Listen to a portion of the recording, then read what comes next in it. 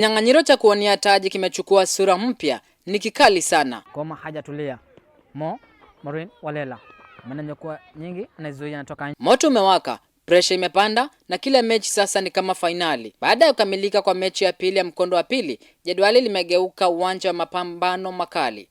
Timu 5, Majestic Red Sea Starlets, Kilifi Ladies, Marine Queens, Taita Queens na Ukunda Vision ziko kwenye vita vya karibu sana, ambapo point moja tu inaweza kubadilisha kila kitu. Anaita, anatembea moja mbele lakini wapi.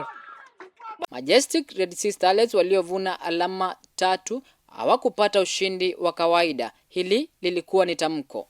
Ushindi wao umefunga pengo kileleni na kuongeza pressure kwa vinara wa ligi, ukionyesha wazi kuwa kasi na uthabiti ni silaha kuu katika hatua hii. Kwa sasa Kilifi Ladies bado anashikilia usukani baada ya kuwacharaza Marine Queens weekend iliyopita. Hata hivyo, Majestic wamepanda hadi nafasi ya pili baada ya ushindi wao dhidi ya Ocean D, wakionyesha nia thabiti ya kufika kileleni. Taita Queens wanabaki nafasi ya 3 huku Marine na Ukunda wakivizia kwa karibu wakisubiri mtelezo wowote. Ukweli ni mmoja, hapa hakuna nafasi ya makosa. Ukiteleza mara moja tu unajikuta chini ya jedwali.